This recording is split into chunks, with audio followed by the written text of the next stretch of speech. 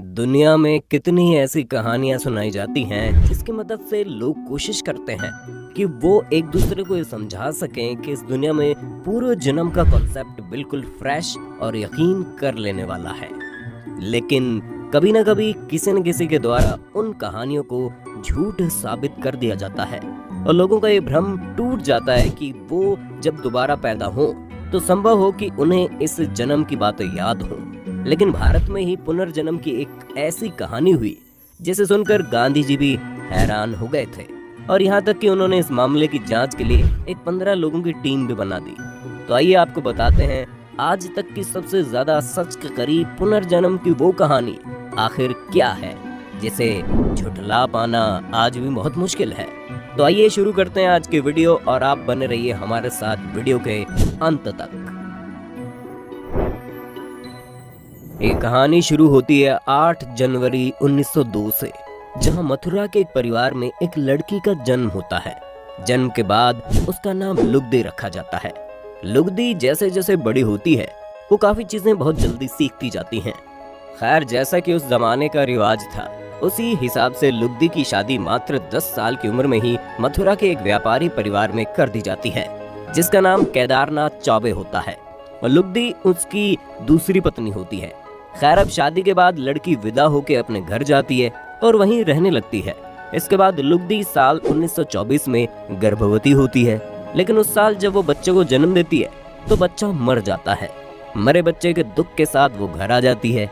इसके बाद वो सितंबर 1925 में फिर से माँ बनती है और एक बेटे को जन्म देती है। लेकिन ये बेटे का जन्म ही उसके लिए इस दुनिया का आखिरी काम होता है और इसके 9 दिन बाद वो आगरा के सरकारी अस्पताल में मर जाती है। इसी के साथ लुगदी की कहानी खत्म हो जाती है।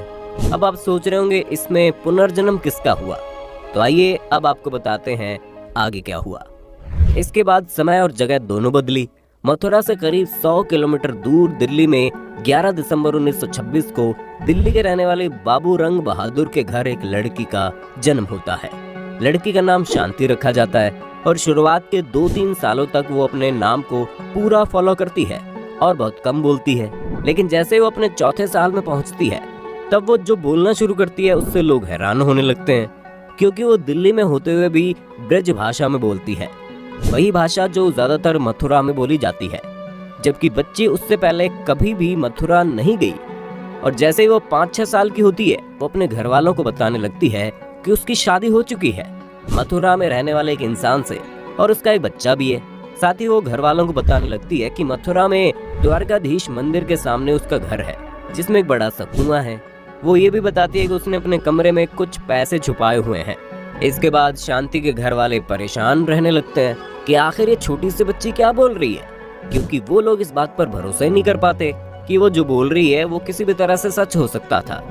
इसके बाद शांति देवी को दिल्ली के बड़े डॉक्टर्स को दिखाया जाने लगता है, जहां जब एक डॉक्टर उससे पूछता है कि चलो बताओ, प्रेगनेंसी के समय जब तुम्हारा बच्चा हुआ था तो तुम्हारा ट्रीटमेंट कैसे हुआ था, तब शांति डॉक्टर के सवाल का जो जवाब देती है उसे सुनकर डॉक्टर भी अपने हाथ खड़े कर देता है, क्योंकि जिस बारीकी के साथ सारी डिटेल्स डॉक्टर को बताती है वो कोई तभी बता सकता है जब वो उस सर्जरी से गुजरा हो। डॉक्टर के हाथ खड़े कर लेने के बाद अब परिवार वाले और परेशान रहने लगते हैं आखिर इसके साथ किया क्या जाए, क्योंकि इस लड़की ने लगातार यही रट लगा रखी थी कि उसकी शादी हो चुकी है और उसे उसके घर मथुरा जाना है और अपने बेटे से अपने पति से मिलना है। इसके बाद शांति के पिता अपने एक मित्र बाबू बिशचंद से मिलते हैं और उन्हें सारी बातें बहुत तफ्तीश से बताते हैं।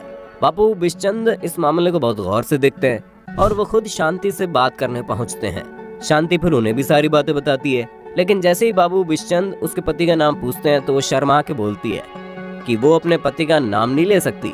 इसके बाद वो उससे कहता है कि अगर वो अपने पति का नाम बताती है तो उसे मथुरा उसके घर जरूर लेकर जाएंगे, तो वो अपने पति का नाम भी बता देती है। बाबू बिशचंद उसके बताए हुए पते के अनुसार केदारनाथ चौबे के नाम से एक पत्र लिखते हैं और वो सारी बातें भी जो शांति इतने दिन से रट लगाए हुए हैं, जो वो उस खत में पूछते हैं कि क्या ये सारी बातें सच है। ये खत जैसे ही केदारनाथ चौबे को मिलता है वो पढ़कर हैरान रह जाते हैं, क्योंकि खत में लिखी एक एक बात सच होती है। अपनी सी हैरानी को शांत करने के लिए शांति देवी से मिलने के लिए केदारनाथ खुद तो नहीं आते, लेकिन अपने एक चचेरे भाई को बाबू बिशचंद के पते पर भेज देते हैं। उनका भाई जब बिशचंद से मिलता है तो वो उसे मिलवाने के लिए शांति के पास ले आते हैं। लेकिन यहाँ वो शांति को यही बताते हैं कि यही है तुम्हारे पति केदारनाथ चौबे। लेकिन शांति मुस्कुराते हुए उस इंसान को पहचान लेती है और बताती है कि ये उनके पति नहीं बल्कि उनके भाई हैं। अब लोगों की हैरानी का स्तर और बढ़ जाता है। इसके बाद उसके पति केदारनाथ अपने छोटे बेटे के साथ उससे मिलने पहुंचते हैं और शांति उन दोनों को पहचान लेती है। उस वक्त शांति की उम्र करीब 7 साल की होती है, जबकि उसके बेटे की उम्र 10 साल होती है। उसका पति जब उससे अकेले में बात करता है तो वो सारे सवाल पूछते हैं जिसका जवाब सिर्फ केदारनाथ और उनकी पत्नी लुगदी के अलावा किसी को नहीं पता था, और वो हैरान रह जाते हैं। इसी हैरानी को लिए वो वापस मथुरा लौट जाते हैं। लेकिन अब शांति देवी या कह ले लुगदी की कहानी मीडिया में आती है और कुछ ही दिन में पूरे देश में फैल जाती है। विदेशी मीडिया भी इस कहानी से हैरान हो जाती है और उस वक्त वो शांति देवी का इंटरव्यू लेने आते हैं। उसी समय ये बात गांधी जी तक पहुंचती है और वो भी इस कहानी को सुनकर तुरंत शांति से मिलने का फैसला कर लेते हैं। वो उसे अपने आश्रम बुलाते हैं जहां शांति उन्हें सब कुछ बताती है।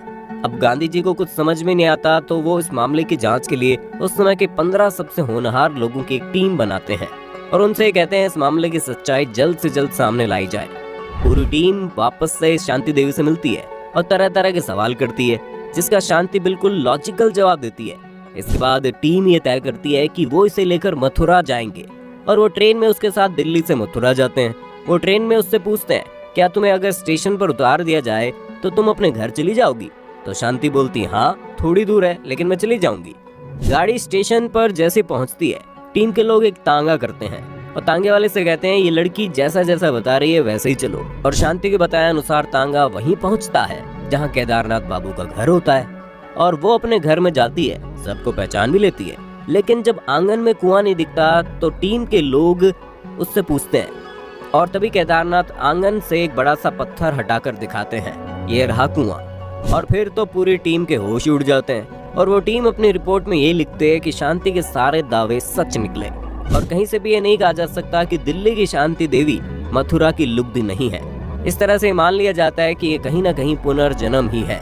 लेकिन कानून में पुनर्जन्म का कॉन्सेप्ट नहीं होने के नाते वो कभी मथुरा तो नहीं जा सकी, लेकिन उसने उसी कारण आजीवन शादी नहीं की और 27 दिसंबर 1987 को 61 साल की उम्र में शांति देवी का दूसरा जन्म भी खत्म हो गया और वो मर गई।